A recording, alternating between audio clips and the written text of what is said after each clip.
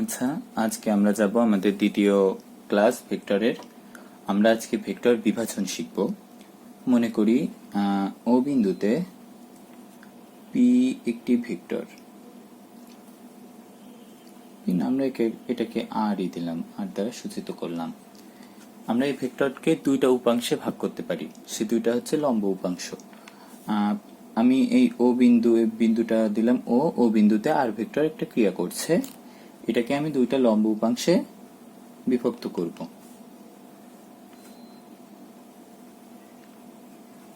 আচ্ছা, এটা দিলাম ওয়াই অ্যাক্সিস, এটা দিলাম এক্স অ্যাক্সিস, যা আর ভেক্টরটা এক্স অ্যাক্সিসের সাথে থিটা কোণ করে আছে। তাহলে এই ভেক্টরটাকে আমি দুইটা ভেক্টরে ভাগ করতে পারবো, সেটা হচ্ছে এক্স অ্যাক্সিস বরাবর আর ওয়াই অ্যাক্সিস বরাবর। আমরা এখন দেখব যে মানটা কি আসে। আচ্ছা, আমরা আগে মানটা লিখি যে কি পাবো। আমরা এক্স অ্যাক্সিস বরাবর পাবো আর x equal to r cos theta, আর আর y is equal to r sine theta. আচ্ছা, এটা আমরা কিভাবে পাবো এবার আমরা সেটা দেখব। আমরা এটা মূলত পাবো আমাদের সামান্তরিক বিধিটাকে ব্যবহার করব। মনে করি এটা হচ্ছে সেই ভেক্টর আর, এটা থিটা, এটার নাম দিই ও এ বি সি দিলাম। আচ্ছা, এখন আমরা লক্ষ্য করলে দেখতে পাবো ত্রিভুজ ও এ বি এ, ত্রিভুজ ও এ বি এ কস থিটা ইকুয়াল টু কি আসে? Cos theta is equal to ভূমি বাই অতিভুজ। ভূমি হচ্ছে O A by O B. Similarly sine theta is equal to কি আসে? Sine theta is equal to আসে লম্ব বাই অতিভুজ, এ বি ভাগ ও বি। আচ্ছা, এখানে A B is equal to কত আসে? A B is equal to O B sine theta, আর এখানে O A is equal to আসে হচ্ছে ও বি কস থিটা। এখন এ বি আর এই বাহু আর এই বাহু তো সমান, ভেক্টরের ক্ষেত্রে আমরা একইভাবে বিবেচনা করি। আচ্ছা, সেক্ষেত্রে কি হবে? আমি এটার পরিবর্তে ওসি লিখতে পারি। OC is equal to O B মানে হচ্ছে আর সাইন থিটা, আর O A is equal to r cos theta, cos theta. তা এখানে আমার যেই আর ওসিটাই হচ্ছে r y r sine theta, আর এদিকে হচ্ছে O A is equal to হচ্ছে r x to r cos theta. আচ্ছা, এটাকে আমরা একটু অন্যভাবে মনে রাখতে পারি, মানে অন্যভাবে বলতে আমাদের যাতে সহজ হয় মনে রাখতে, সেটার জন্য আমরা কি করতে পারি? আমরা দেখব যে একটা ভেক্টরকে যখন আমরা দুইটা উপাংশে ভাগ করব, তখন থিটা যেখানে থাকে সেই থিটা অনুযায়ী আমরা থিটা সংলগ্ন বাহুটাকে আর কস থিটা ধরবো, এবং অপর যে বাহুটা যেটার সাথে থিটা নাই সেটাকে ধরবো আমরা আর সাইন থিটা। এটাকে বলে উপাংশ। মূলত উপাংশ আমরা কস থিটা দিয়েই পাই। যেমন এইটা হয় হচ্ছে আর এক্স অক্ষ বরাবর হচ্ছে আর কস থিটা, আর ওয়াই অক্ষ বরাবর যেটা হয় যে ওয়াই অক্ষ বরাবর আর ওয়াই ইজ ইকুয়াল টু হয় যে আর কস 90 মাইনাস থিটা, 90 মাইনাস থিটা। এটা কেন হলো? কারণ এই কোণটা যদি থিটা হয়, এটা হচ্ছে 90 মাইনাস থিটা। তা 90 মাইনাস থিটা ইজ মানে হচ্ছে আমরা ত্রিকোণমিতি থেকে জানি আর সাইন থিটা। তাহলে উপাংশ মূলত কস থিটা দিয়েই পাই। তা যেহেতু এখানে থিটা উল্লেখ করা আছে, তা থিটা সংলগ্ন বাহুটাকে আমরা মানে উপাংশটাকে আমরা নিতে পারি আর কস থিটা, আর অপর যেটা সেটাকে নিতে পারি আমরা আর সাইন থিটা। মূলত সেটাও কস থিটা, কিন্তু সেটা 90 মাইনাস থিটা, সুতরাং cos 90 minus theta equal two sign theta. আচ্ছা, আমরা এখন একটা উদাহরণ দেখব যে আমরা ভেক্টর যে বিভাজনটা শিখলাম এটা দ্বারা আমরা কয়েকটা জিনিস ব্যাখ্যা করতে পারি কিনা। সেটা হচ্ছে লন রোলার ঠেলা অপেক্ষা টানা সহজ। এটা আসলে কিভাবে আমরা একটু দেখি। যে আমরা এখন দেখি ঠেলার ক্ষেত্রে আসলে কি হতে পারে। ঠেলার ক্ষেত্রে হতে পারে, মনে করি এটা হচ্ছে সেই রোলার, এখন তুমি এটাকে ঠেলার জন্য এই বরাবর, আচ্ছা আমি একটু একাটাই হয়ে গেল, এই বরাবর তুমি বল প্রয়োগ করবা। তোমার বলটা হচ্ছে এফ, আচ্ছা, যেটা তুমি আনুভূমিকের সাথে থিটা কোণে ক্রিয়া করছে। আচ্ছা, তা এটা যদি রোলার হয়, তা রোলারের যে ওয়েট মানে ওজন ডাব্লিউ, সেটা সরাসরি ভূমি বরাবর মানে ভূমির সাথে লম্ব বরাবর নিচের দিকে ক্রিয়া করে। আর ওয়েটটা একটা ভেক্টর রাশি, এটা একটা বল, ওজন বল। আচ্ছা, তা সেক্ষেত্রে আমরা যে তুমি যে এফ বলটা প্রয়োগ করছো ঠেলার জন্য, সেটা ভূমির সাথে থিটা কোণ করে সেটাকে আমরা দুটো উপাংশে ভাগ করতে পারি। একটা হচ্ছে আনুভূমিক বরাবর, তাহলে এটা আসে এফ কস থিটা, যেহেতু থিটা সংলগ্ন এদিকে কজ হবে। আচ্ছা, তাহলে তার বিপরীতটা এদিকে হবে হচ্ছে এফ সাইন থিটা। আচ্ছা, তা এক্ষেত্রে তোমার দেখো যে এই এফ সাইন থিটাটা হচ্ছে এই বাহু বরাবর। সুতরাং এখানে যেটা যে আপাত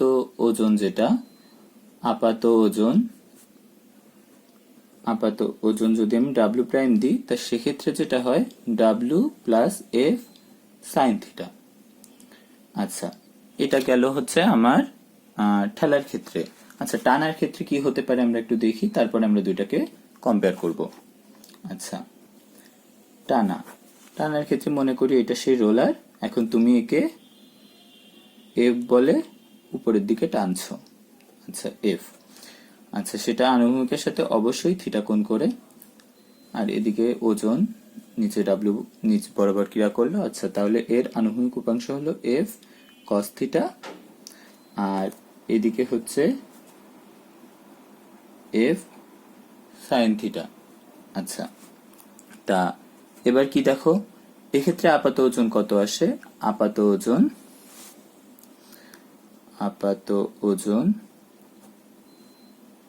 W prime is equal two W, এটা হচ্ছে ডাব্লিউ, আর এটা হচ্ছে বিপরীত দিকে মধ্যবর্তী কোণটা দেখো 180 ডিগ্রি। সুতরাং এটাকে আমরা সেই ক্ষুদ্রতম লব্ধির মতো এটাকে বিয়োগ করতে পারবো আর কি। আচ্ছা, তাহলে এফ সাইন থিটা। তা এক্ষেত্রে দেখো যে আপাত ওজন তুমি যখন টানার ক্ষেত্রে আপাত ওজনটা কি হচ্ছে W minus F sine theta. আর তুমি যখন একই বল দিয়ে ঠেলছো তখন আপাত ওজন হচ্ছে W plus F sine theta. তা পরিমাণের দিক থেকে আপাত ওজন এটা বেশি। তা যেহেতু এটা বেশি, সেহেতু তোমার যখন লন রোলারকে তুমি ঠেলবে তখন তোমার একটু বেশি কষ্ট হবে, আর যখন তুমি টানবে তখন একটু কম কষ্ট হবে। কেন আমি বলি, যে তুমি যখন এফ বল প্রয়োগ করলে ঠেলার ক্ষেত্রে যে তোমার আনুভূমিক উপাংশ, ঠেলা এবং টানা উভয় ক্ষেত্রে আনুভূমিক উপাংশ যেটা থাকে এফ কস থিটা, এখানে এফ কস থিটা, এটা তোমার রোলারকে সামনের দিকে এগিয়ে নিয়ে যেতে সাহায্য করে। আচ্ছা, আর এদিকে এইটার প্রভাবে সে সামনের দিকে যায়। আর এক্ষেত্রে টানার ক্ষেত্রে যেটা হয় যে এই এফ সাইন থিটাটা যেহেতু এটা উপাংশে ভাগ করলে এটা ওজনের বিপরীত দিকে ক্রিয়া করে, সুতরাং আপাত ওজনটা কম মনে হয়, যার ফলে তোমার রন রোলার ঠেলা অপেক্ষা টানাটা সহজতর হয়। আচ্ছা, এক্ষেত্রে আমরা আরেকটা উদাহরণ দিতে পারি, ট্রলি ব্যাগ। আমরা সবাই কম বেশি ট্রলি ব্যাগ টানি, এটা আমরা সবাই জানি। তা এক্ষেত্রে দেখো, মনে করো এটা ট্রলি ব্যাগ, আমরা সাধারণত ট্রলি ব্যাগটাকে টেনেই নিই। তা সেক্ষেত্রে ধরো ট্রলি ব্যাগটাকে তুমি টানছো এফ বলে। আচ্ছা, আনুভূমিকের সাথে থিটা কোণ করে। আচ্ছা, ট্রলি ব্যাগের ওজন নিচ বরাবর ক্রিয়া করে ডাব্লিউ, আর এর তোমার এফ বলের উলম্ব উপাংশ হচ্ছে এফ সাইন থিটা, আর এদিকে হচ্ছে এফ কস থিটা। আচ্ছা, টানা ঠেলা এটা তো তোমাকে আগে বোঝানো হলো। এখন আমরা যেটা দেখব যে ট্রলি ব্যাগের ক্ষেত্রে আমরা দেখব যে আমরা ট্রলি ব্যাগের যে হাতলটা থাকে, এই যে এই হাতলটাকে আমরা যতটা লম্বা করতে পারি তত আমাদের টানাটা সহজ হয়। তার কারণ কি, তুমি দেখো যে এই যে হাতলটা তুমি যত লম্বা করবে তত তোমার থিটার মানটা কম হবে। তুমি এটা এই পর্যন্ত ছিল এই বরাবর, তুমি যদি এটাকে আরো লম্বা করো, মানে তুমি ধরো এখান থেকে টানছো, তা লম্বা যখনই করবা তখন থিটাটা কম হবে। সুতরাং তোমার আনুভূমিক যে উপাংশ এফ কস থিটা, থিটা যত আমরা জানি থিটা যত ছোট হয় কস থিটার মান তত বাড়ে। আচ্ছা, তা কস থিটার মান যখন বাড়বে তখন কি হবে, তোমার এফ কস থিটার প্রভাবে সে সামনের দিকে এগিয়ে যায়। তার ফলে যে যখন তুমি হাতলটাকে বেশি লম্বা করবা তোমার থিটার মানটা তত কম হবে, থিটার মানটা তত কম হবে, থিটার মান যত কম হবে তত তোমার এফ কস থিটার মানটা বৃদ্ধি পাবে। সুতরাং তোমার সেটাকে সামনে টেনে নিয়ে যেতে সহজ হবে। তুমি এরপর থেকে যখন এই কাজটি করবে তখন দেখবে যে ট্রলি ব্যাগের হাতলটাকে যত লম্বা করা যায় তত সেটা টানতে সহজ হয়। আর যদি ছোট থাকে টানলে অবশ্যই যাবে, কিন্তু ছোট অপেক্ষা যদি তুমি বড় বড় করে মানে সম্পূর্ণ অবস্থায় হাতলটাকে নিয়ে টানো তাহলে দেখবা যে সেটা তোমার আগের অবস্থা থেকে সহজতর হচ্ছে। আচ্ছা, এবার আমরা আর একটা উদাহরণে আসব, সেটা হচ্ছে নৌকার গুণ টানা। নৌকার গুণ টানা। আচ্ছা, সাধারণত এই প্রশ্নটা আমরা দেখি অনেক সময় অনুধাবনের ক্ষেত্রেও আসে। আচ্ছা, এখানে বিষয়টা কি, মনে করি এটা হচ্ছে নৌকার পার মানে নদীর পার, সরি, আর এটা হচ্ছে নদী। এখানে নৌকা আছে, মনে করো এটা হচ্ছে নৌকা। নৌকা। আচ্ছা, পারে একজন লোক আছে। আচ্ছা, উনি কি করছে, একটা দড়ি দিয়ে এটাকে টানছে, এটাকে নৌকার গুণ টানা বলে। আচ্ছা, মনে করি সে এফ বলে টানছে। আচ্ছা, সেই এফ বলটা আবার আনুভূমিকের সাথে থিটা কোণে। আচ্ছা, তাহলে আমরা এটাকে দুইটা ভাগ করতে পারি, একটা হচ্ছে এফ কস থিটা আর এটা হচ্ছে এফ সাইন থিটা। আচ্ছা, এখন এই যে এফ বলে টানে, এই টানার ফলে যে আনুভূমিক উপাংশ এফ কস থিটা, এর ফলে নৌকাটা সামনের দিকে এগিয়ে যায়। আর এফ যে সাইন থিটা সে নৌকাটিকে পাড়ে নিতে চায়, কিন্তু এখানে একজন মাঝি থাকেন, যে মাঝি হচ্ছে এখানে থাকেন, তিনি এখানে যে বৈঠা থাকে বা তার দাঁড় থাকে সেটা দিয়ে সে কি করে, সে সেটা দিয়ে এই এফ বলটা, এফ সাইন থিটা বলটাকে নাকচ করে দেয়। সে এখানে এদিকে বলটা প্রয়োগ করে যেটা বিপরীত দিকে হওয়ার ফলে এটা নাকচ হয়ে যায়, যার ফলে সে নৌকাটি পাড়ের দিকে না সে সামনের দিকে এগিয়ে যায়। এটা হচ্ছে নৌকার গুণ টানা। আচ্ছা, এটার ক্ষেত্রে আমরা বলতে পারি যে গুণের দৈর্ঘ্য মানে দড়ি দৈর্ঘ্য যত বড় হবে থিটার মানটা তত ছোট হবে। এক্ষেত্রেও আমরা দেখতে পাবো যে যত বড় হবে এটা, ধরো লোকটা এখানে না, লোকটা এখানে, লোকটা যদি এখানে যায় তাহলে কি হতো, যে সুতার দৈর্ঘ্যটা বড় হতো, মানে ওখানে যেত, মানে যদি সুতার দৈর্ঘ্যটা বড় হতো তাহলে দেখো তখন নতুন থিটা পেতাম এইটা। এটা যদি আমি থিটা প্রাইম দিই তা অবশ্যই দেখো theta prime less than theta. তা থিটা প্রাইম যদি লেস দেন থিটা হয় তাহলে আমরা জানি কজের মান যত, থিটার মান যত কমে তখন কস থিটার মান হচ্ছে বাড়ে। সুতরাং তখন এফ কস থিটার মানটা বাড়তো এবং সে দ্রুত সামনের দিকে, দ্রুত না মানে আরো সহজে সামনের দিকে এগিয়ে যেতে পারতো। আর এফ সাইন থিটার বলটা তখন কম হতো, যার ফলে মাঝিরও কষ্টটা কম হতো যে সে অল্প বল দিয়েই এই বলটাকে নাকচ করতে পারতো। আচ্ছা, এটা গেল নৌকার গুণ টানা। আচ্ছা, এবারে আমরা দেখব বৃষ্টি থেকে রক্ষা পেতে ছাতা ধরা। আচ্ছা, যখন বায়ু প্রবাহ থাকে না তখন বৃষ্টিটা কিন্তু সাধারণত উলম্বভাবেই পড়ে। আচ্ছা, তো মনে করি যে তুমি এটা হচ্ছে গ্রাউন্ড, তুমি এই বরাবর দৌড়াচ্ছ, তোমার বেগটা হচ্ছে ইউ। আচ্ছা, ইউ বেগে তুমি দৌড়াচ্ছ আর বৃষ্টি উলম্বভাবে পড়ছে, বৃষ্টির বেগ হচ্ছে ভি। এখন কথা হচ্ছে যে এখানে একটা বিষয় আছে, বিষয়টা হচ্ছে আপেক্ষিক বেগ।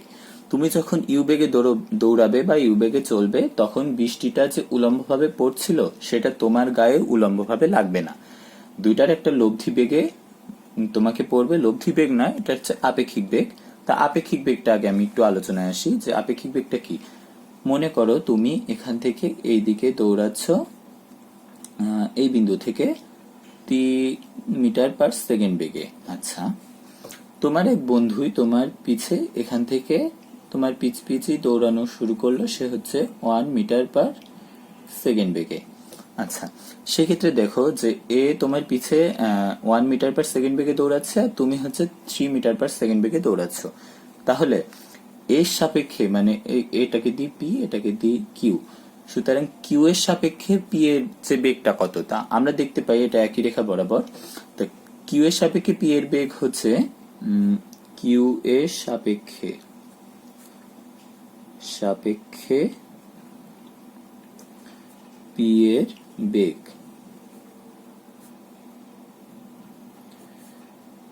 3 - 1 মিটার পার সেকেন্ড, মানে হচ্ছে 2 মিটার পার সেকেন্ড বেগে সে, মানে আপেক্ষিক বেগ।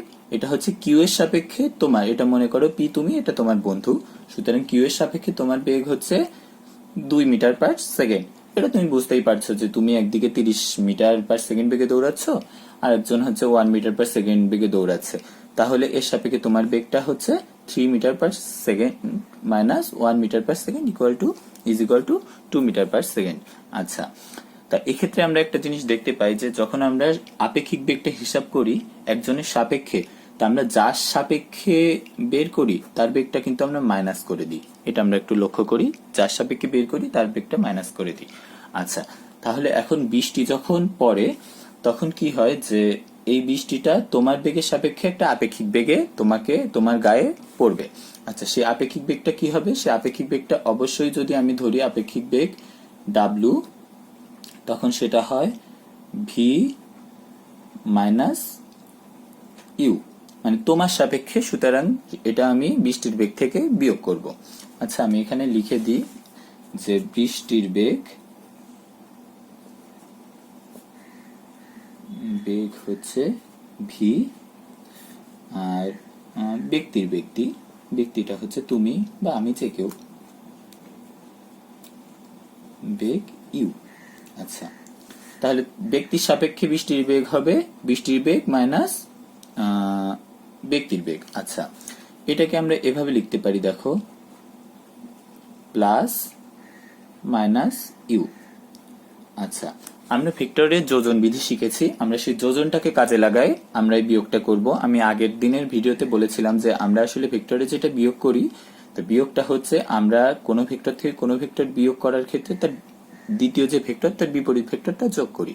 তাহলে দেখো একই কাজ হবে যে আমি যখন এই ইউ এর বিপরীত ভেক্টরটা মাইনাস ইউটাকে যোগ করব এর সাথে, তো আলটিমেটলি সেটা বিয়োগ করাই হবে। আচ্ছা, তাহলে ইউ এর বিপরীত বেগটা আমি নিই, ইউ এর বিপরীত বেগটা হচ্ছে এদিকে। আচ্ছা, বিপরীত ভেক্টরের মতো। আচ্ছা, এটাকে আমি আর একটু বর্ধিত করি নিচের দিকে, ভি। আচ্ছা, এখন আমরা এই দুইটার লব্ধি নিব, তো এই দুইটার লব্ধি নিশ্চয়ই এই বরাবর কোথাও ক্রিয়া করবে। আচ্ছা, সেটা এই বরাবর মনে করি এখানে ক্রিয়া করলো, এটাকে আমি ধরলাম ডাব্লু, লব্ধি বেগটা এই বরাবর ক্রিয়া করছে ডাব্লু। আচ্ছা, আমি যদি এখন একটা সামান্তরিক আঁকি, তা সামান্তরিকের ক্ষেত্রে দেখো যে নাম দিই, এটা হচ্ছে ও এ বি সি দিতে পারি। আচ্ছা, সেক্ষেত্রে দেখো যে বেগটা তো আমি পেলামই এটা। আচ্ছা, তা সেক্ষেত্রে তাহলে আমার ডাব্লিউ ইজ ইকুয়াল টু কি আসে? ডাব্লিউ ইজ ইকুয়াল টু আসে হচ্ছে ভি স্কয়ার, মানে আমি বেগের মানটা বের করছি আগে, V square minus U whole square plus 2 into minus U to V into cos 90 degree. এখানে বিষয়টা বোঝো, কস 90 কেন? এই দুইটা যে ভেক্টর এর মধ্যবর্তী কোণ যেটা আছে এটা 90 ডিগ্রি হিসেবে ক্রিয়া করছে, যার ফলে 90 ডিগ্রি, কস 90 মান 0। তাহলে আলটিমেটলি যেটা দাঁড়ায় V is equal to V square plus U square. আচ্ছা, এটা হচ্ছে তোমার বৃষ্টির বেগ, মানে আপেক্ষিক বেগ। আচ্ছা, এখন কথা হচ্ছে যে তুমি আপেক্ষিক বেগটা সে এই বেগে এই বরাবর পড়ছে, এখন তুমি আমরা যেটা আসছি বৃষ্টি থেকে রক্ষা পেতে ছাতা ধরা, এখন বৃষ্টি তো একটা আপেক্ষিক বেগ নিয়ে তোমার কাছে পড়ছে, যেটা উলম্ব ভাবে না, তুমি এখানে একটা বেগে যাচ্ছ, তাহলে বৃষ্টিটা কত কোণে, বৃষ্টির যে বেগটা সেটা কত কোণে পড়ছে তুমি যদি এটা জানতে পারো, তাহলে তুমি সেই বরাবর ছাতাটা ধরলে তুমি বৃষ্টি থেকে রক্ষা পাবে। তা আমি ধরে নিলাম যে সে থিটা, এই কোণটাকে থিটা ধরি। আচ্ছা, এই থিটার মানটা বের করবো, এই কোণটা থিটা হলে এই কোণটাও থিটা হয়, এটা হচ্ছে বিপ্রতীপ কোণ অনুসারে। আচ্ছা, তা আমি এই ত্রিভুজের ক্ষেত্রে দেখি, ত্রিভুজ ও বি সি এ tan theta is equal to কি আসে? tan theta is equal to আসে হচ্ছে লম্ব বাই ভূমি, লম্বটা হয় বিসি, এখন বিসির পরিবর্তে আমি ইউ লিখতে পারি, ইউ, আর সি হচ্ছে এই বরাবর যে বেগটা আছে সেটা হচ্ছে ভি। অতএব theta is equal tan inverse U by V. আচ্ছা, এখন আমার প্রশ্ন হতে পারে যে আমি এখানে মাইনাস কেন দিলাম না, যে আমি আসলে এই কোণটা বের করতে চাচ্ছি, এটা একটা সূক্ষ্ম কোণ এবং আমি এই ত্রিভুজের বিবেচনায় সেটা বের করছি, এবং এই কোণটা বের করতে পারলে মূলত আমার লক্ষ্য হচ্ছে এই কোণটা বের করা। এই কোণটা বের করার জন্য আমি এই ত্রিভুজের সাহায্য নিয়ে আমি এই কোণটা বের করেছি, যার ফলে এই ত্রিভুজের মধ্যে আমি মাইনাস চিহ্ন আসবে না বলে আমি এটাকে মাইনাস দিইনি। আচ্ছা, সুতরাং থিটার মানটা এটা আসে। তাহলে আমি বলতে পারি যে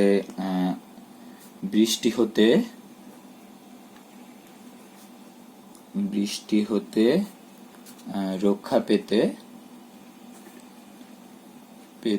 উলম্বের সাথে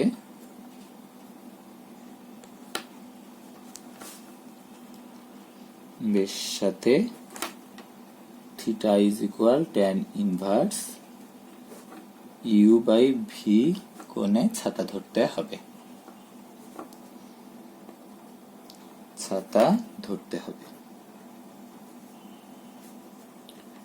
আচ্ছা, এখানে আমি একটা জিনিস রিমাইন্ড করাই, আমি যে থিটাটা বের করেছি এটা কিন্তু উলম্বের সাথে, আমার এই কথাটা মনে রাখতে হবে। তুমি এটা অবশ্যই আনুভূমিকের সাথেও বলতে পারতে, তা সেক্ষেত্রে আনুভূমিকের সাথে বের করতে গেলে তোমার এই কোণটা বের করতে হতো, আর অথবা এই কোণটা বের করে 90 থেকে মাইনাস করতে হতো। সাধারণত আমরা যখন অঙ্ক করি তখন আমরা আসলে যেটা দেখি যে সাধারণত আমরা উত্তরটা উলম্বের সাথেই রাখি। তুমি যদি আনুভূমিকের সাথেও রাখো তবে কোনো সমস্যা নেই, তবে উল্লেখ করতে হবে যে আমি আনুভূমিকের সাথে এত কোণ ধরলাম অথবা উলম্বের সাথে এত কোণে ছাতাটা ধরবো।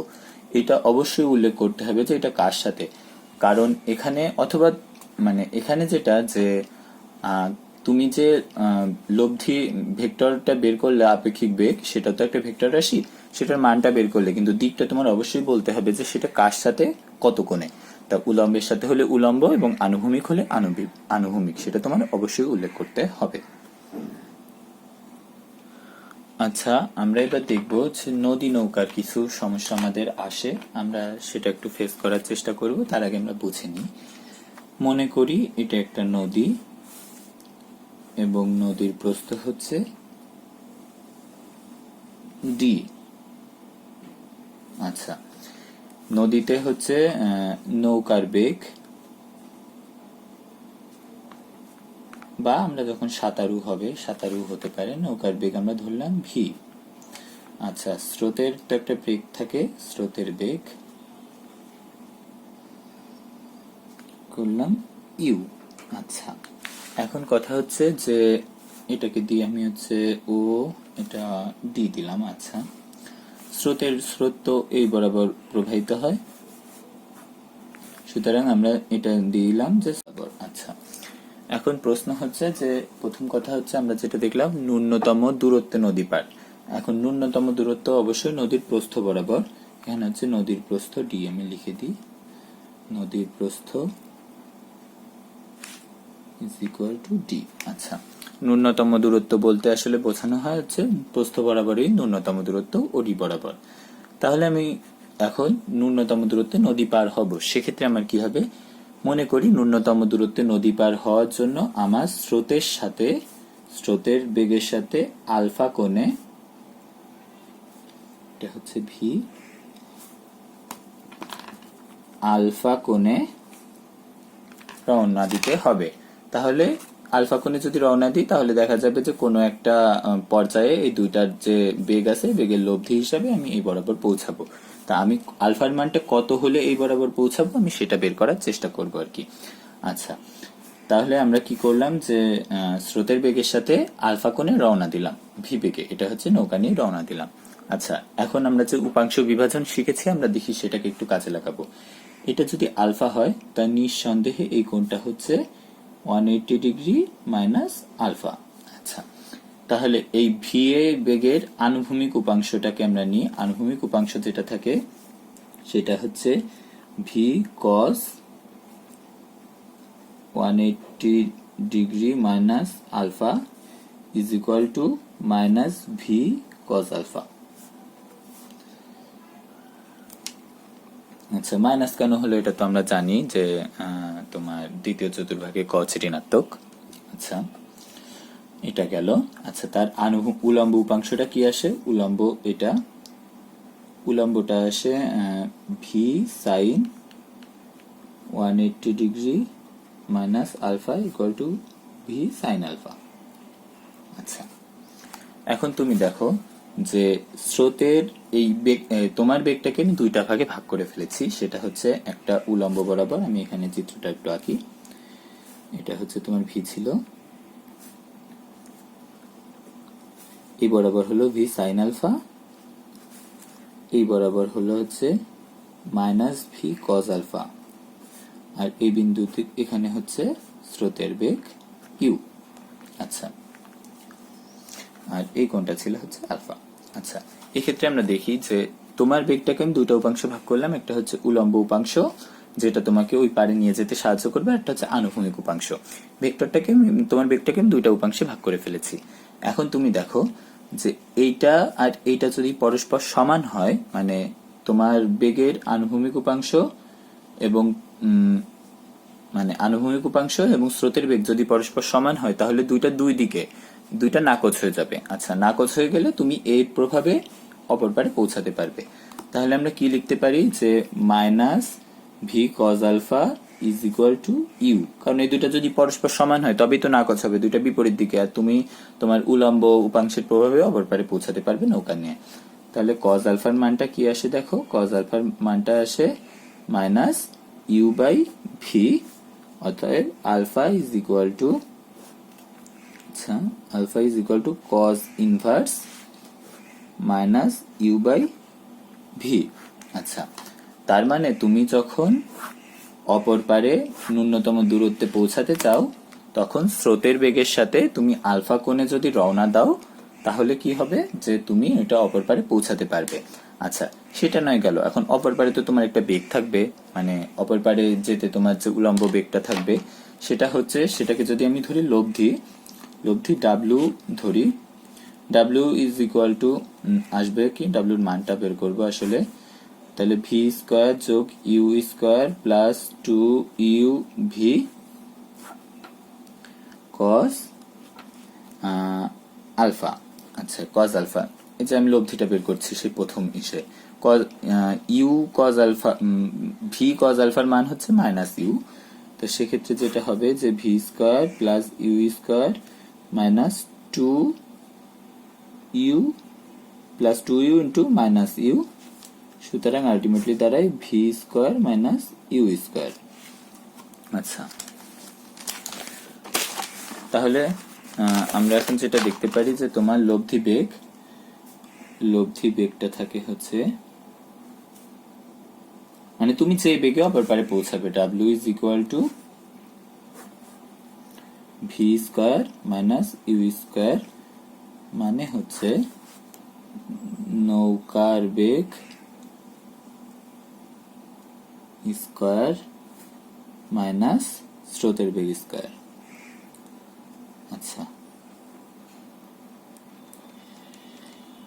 স্কোয়ার। আচ্ছা, এক্ষেত্রে একটা জিনিস আমরা বলতে পারি যে এখানে অবশ্যই ভি গ্রেটার দেন ইউ হবে, তার কারণ নইলে এটার কোনো বাস্তব মান আসবে না। তো এর থেকে আমরা এই সিদ্ধান্তে যেতে পারি, যদি কখনো দেখো যে নৌকার বেগ স্রোতের বেগের থেকে কম, তাহলে সে কখনোই সরাসরি অপর পারে গিয়ে পৌঁছাতে পারবে না। আচ্ছা, এবার হচ্ছে ন্যূনতম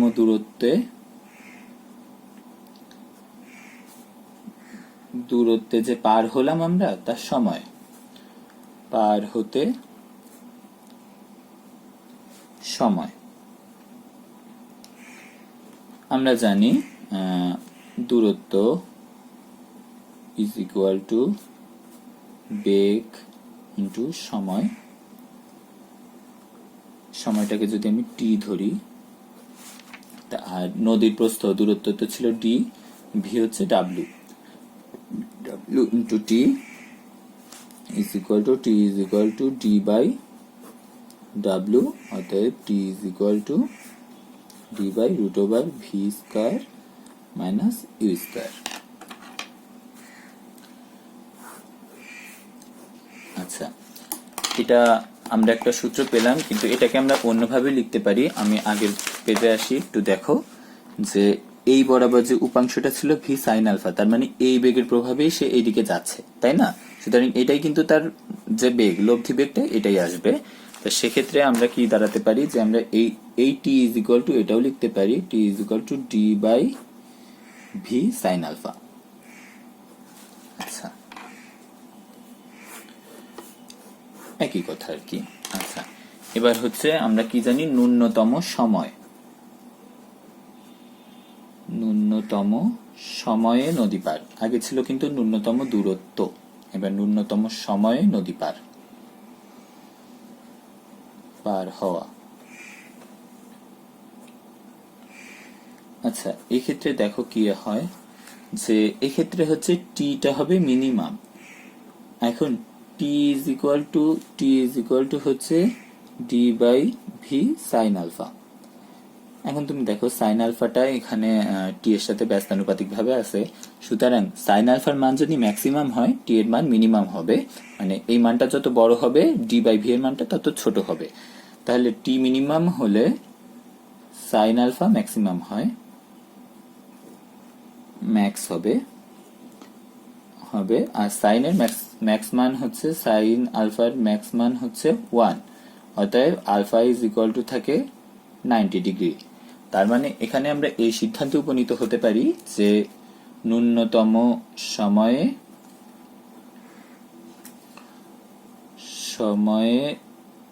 পার হওয়ার ক্ষেত্রে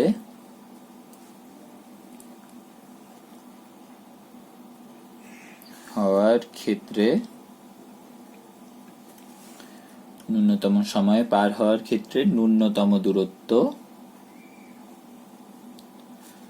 দূরত্ব বা প্রস্থ বরাবর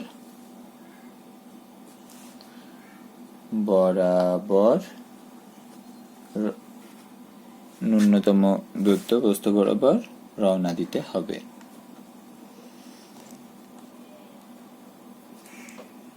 বিষয়টা একটু বোঝাই আমি, যে 90 ডিগ্রি আলফার মান যখন আমি 90 ডিগ্রি নিব, আচ্ছা আমি এখানে দেখাই, আলফার মান যখন আমি 90 ডিগ্রি নিব, স্রোতের বেগের সাথে alpha is equal to 90 degree যদি হয়, স্রোত এদিকে যাবে আর তোমার রওনা দিতে হবে এদিকে ভি। যদি তুমি আসলে ন্যূনতম সময়ে নদী পার হতে চাও, তাহলে আলফার সাথে 90 ডিগ্রি কোণে রওনা দিলে সেটা ন্যূনতম দূরত্ব এবং অথবা প্রস্থ বরাবর রওনা দেওয়া বোঝায়। আচ্ছা, এটা গেল।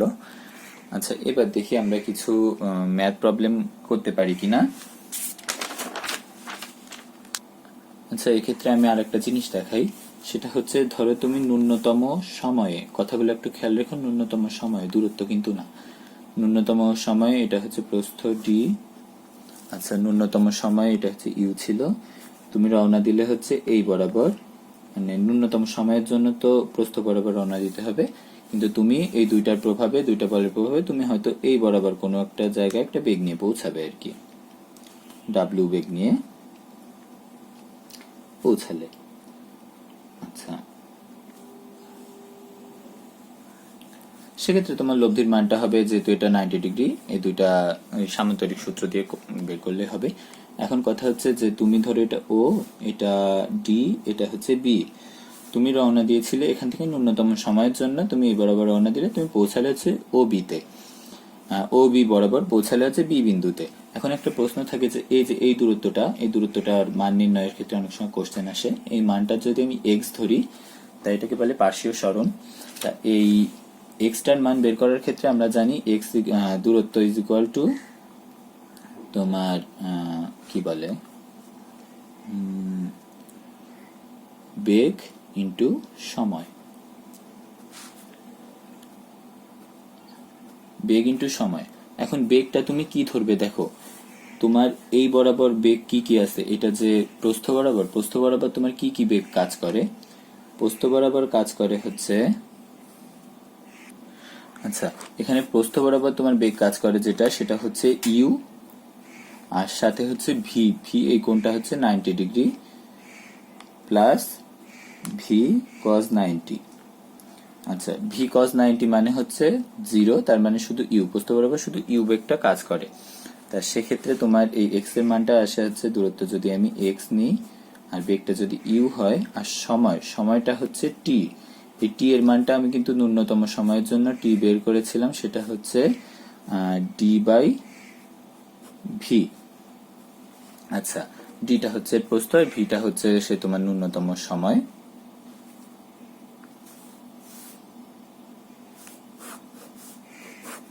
তাহলে এটা হচ্ছে আমার এই এক্স দূরত্বের জন্য, মানে এই এক্স এর মানটা নির্ণয়ের জন্য আমি এই সূত্রটা ব্যবহার করতে পারি।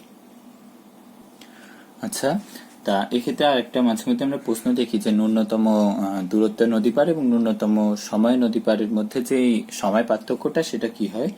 তো সময় পার্থক্যটা হয় হচ্ছে ন্যূনতম দূরত্বে পার হওয়ার ক্ষেত্রে সময়টা একটু বেশি লাগে আর ন্যূনতম সময়ে কম লাগে। তো সেক্ষেত্রে পার্থক্যটা হচ্ছে D by V sine alpha minus D by V, এটা। আচ্ছা, এবার আমরা কিছু সমস্যা দেখব আমরা সমাধান করতে পারি কিনা। আচ্ছা, আমরা এখানে একটা প্রশ্ন দেখি যে আমরা গতদিন যে বৃহত্তম লব্ধি ম্যাক্সিমাম আর ম্যাক্স আর আর মিনিমাম দেখেছিলাম। আচ্ছা, দুটি বলের বৃহত্তম লব্ধি এবং ক্ষুদ্রতম লব্ধির মান যথাক্রমে 7 নিউটন আর 1 নিউটন। বলদ্বয় পরস্পর লম্ব হলে তাদের লব্ধি নির্ণয় করো।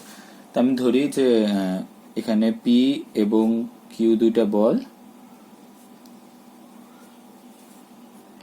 বল। আচ্ছা, আমি ধরে নিলাম হচ্ছে পি গ্রেটার দেন কিউ। সেক্ষেত্রে যেটা আসে P plus Q is equal 7 আর P minus Q is equal 1। যেহেতু আর ম্যাক্স হচ্ছে পি প্লাস কিউ আর আর মিনিমাম হচ্ছে পি মাইনাস কিউ, তো দুইটা যদি যোগ করি আমি পাই 2p is equal to 8, P is equal to 4।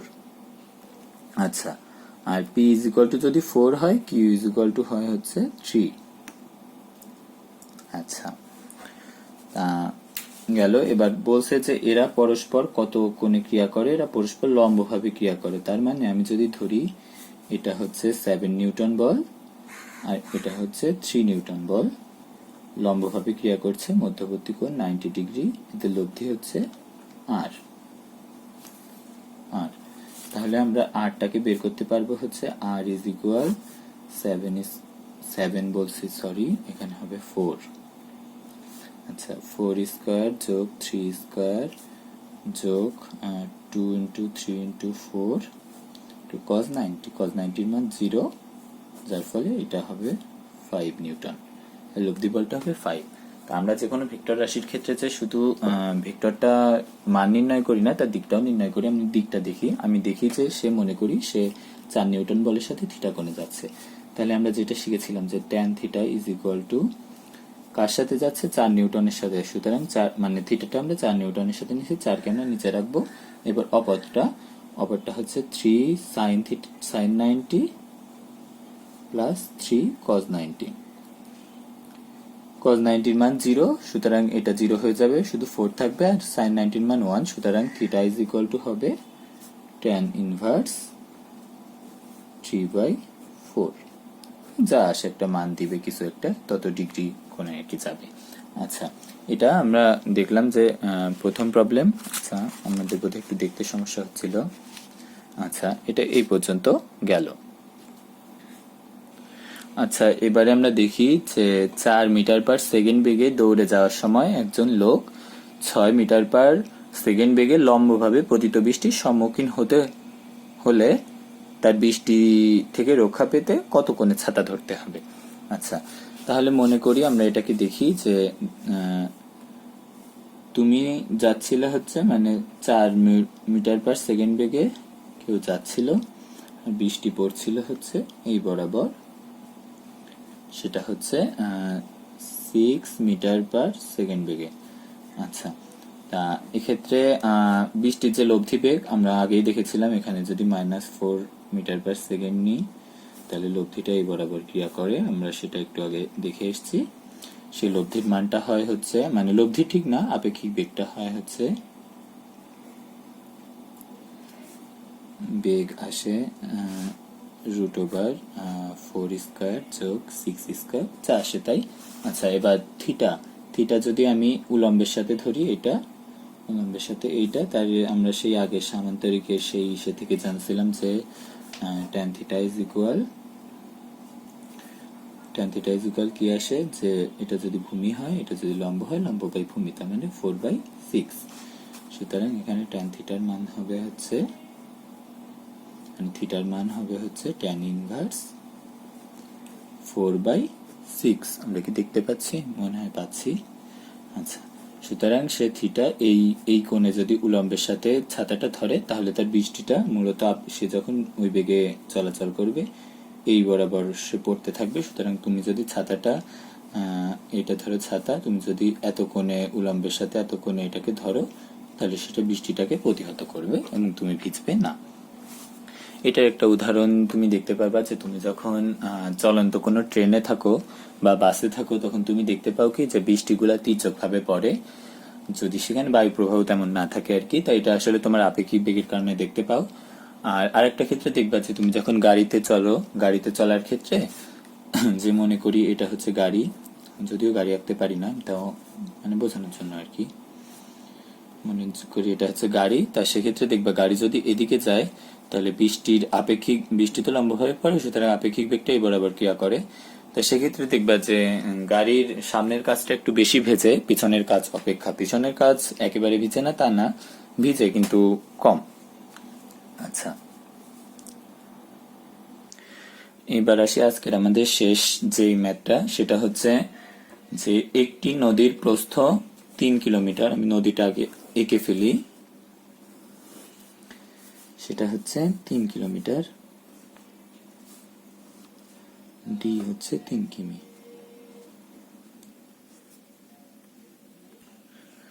আচ্ছা, এখানে হচ্ছে বলছে স্রোতের অনুকূলে, যদি আমি লিখি স্রোতের বেগ ইউ আর সাঁতারুর বেগ ভি, তাহলে দেখাচ্ছে যে স্রোতের অনুকূলে বেগ মানে স্রোতের অনুকূলে u plus v is equal to আছে হচ্ছে 18, আর ইউ প্লাস ভি নাম ভি প্লাস ইউ দি, কারণ আমরা জানি যে এখানে অবশ্যই এটা বড় হবে ভিটা। V minus u is equal to 6, সুতরাং 2v ইজ ইকুয়াল টু কত হয়? 24 হয় কোথায়? হ্যাঁ, 24ই হয়। v ইজ ইকুয়াল টু 12, তাই ইউ ইজ ইকুয়াল টু 6। এটা তো আমরা বুঝতেই পারলাম। আচ্ছা, এর একক কিন্তু দেওয়া আছে, এককগুলো একটু খেয়াল রাখবা। ভি এর একক দেওয়া আছে 12 কিলোমিটার পার আওয়ার, আর ইউ হচ্ছে 6 কিলোমিটার পার আওয়ার। আচ্ছা, এবার বলছে সাঁতারু কত কোণে এবং কত বেগে রওনা দিলে প্রস্থ বরাবর অপর প্রান্তে পৌঁছাবে। তা আমি ওই যে আগেরবার আমরা যেটা করছিলাম, যে মনে করি আলফা কোণে রওনা দিল, এটা হচ্ছে ইউ এদিকে, এটা হচ্ছে ভি। সুতরাং যেটা আসে মাইনাস, এই যে এই বরাবর যে এটা আসে, এটা হচ্ছে মাইনাস ভি কজ আলফা। সুতরাং minus V cos alpha is equal to, অতএব alpha is equal to cos inverse minus you by v cos inverse 6/12 minus আছে একটা, এটা বোধহয় 120 ডিগ্রি আসে। আচ্ছা, তার মানে 120 ডিগ্রি কোণে সে রওনা দিলে এই প্রস্থ বরাবর আবার পারে পৌঁছাবে। আচ্ছা, তার লব্ধি বেগটার সূত্র আমরা জানতাম। লব্ধি বেগ যদি আমি ডাব্লিউ দিই, তাহলে সেটা আসে হচ্ছে কত আসে? V square minus U square, মানে হচ্ছে তোমার 12 স্কোয়ার মাইনাস 6 স্কোয়ার, দেখি আসে কত? 12 স্কোয়ার মাইনাস 6 স্কোয়ার। ক্যালকুলেটারে আমরা দেখি, সম্ভবত এমন কিছু আসে 10.39 কিলোমিটার পার আওয়ার। আচ্ছা, এখন আমরা আরেকটা জিনিস দেখছিলাম যে সময় হচ্ছে t equal to D by V sine theta, sine alpha. তাই এখানে সাইন আলফাটার তুমি ওই ইটা দিয়েও দেখতে পারো, আমি দেখাচ্ছি যে দুইটাতেই একই মান আসবে। ডি হচ্ছে কত? 3 কিলোমিটার, আর ভি হচ্ছে কত? 12, আর সাইন আলফা হচ্ছে সাইন 120। এক্ষেত্রে দেখো কত আসে? 3/12 ইন্টু সাইন 120, এই যে আসে হচ্ছে এত 0.289 আওয়ার। আচ্ছা, এবার যদি আমি টি ইকুয়াল টু এটা নিতাম যে ডি বাই ডাব্লিউ, তাহলে কি আসতো আমরা একটু দেখি। 10.39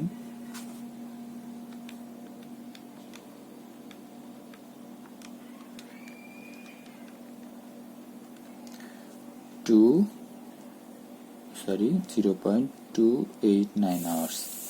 সুতরাং আমরা আসলে দেখতে পেলাম যে সময় বের করার ক্ষেত্রে আমরা নিচে এই ভি সাইন আলফা, মানে এর উলম্ব যে উপাংশটা ভি সাইন আলফা, এটাকেও দিয়ে করতে পারি, কারণ টি বরাবর তার বেগ হচ্ছে এটা। অথবা আমরা লব্ধি বেগটাকে বসায় দিতে পারি, যেটা হচ্ছে W is equal to root over V square minus U square. আচ্ছা, আজকে বোধহয় আমরা অনেক কিছু শিখলাম অথবা শেখার চেষ্টা করলাম। আজকে উপাংশ বিভাজন এবং উপাংশ বিভাজন দিয়ে যতটুকু ছিল আমরা ততটুকু চেষ্টা করেছি। আমরা আগামী দিন, আজকে দেখানোর কথা আমি বলেছিলাম গত দিনে, তা আজকে দেখানো সম্ভব হলো না। আমরা আগামী দিন ত্রিমাত্রিক জগতে আমরা ভেক্টর বিভাজনটা শিখব এবং সেটা একক ভেক্টরগুলো থাকে, এবং সম্ভব হলে আগামী দিনকে আমরা ভেক্টরের গুণনটাও দেখব, যে ভেক্টরের দুইটা গুণন আছে, স্কেলার গুণন এবং যেটাকে ডট গুণন বলা হয়, আর একটা হচ্ছে ক্রস গুণন বা ভেক্টর গুণন। আচ্ছা, আজকে এই পর্যন্তই। আবারও চেষ্টা করব সামনের দিনে আসার। ধন্যবাদ সবাইকে।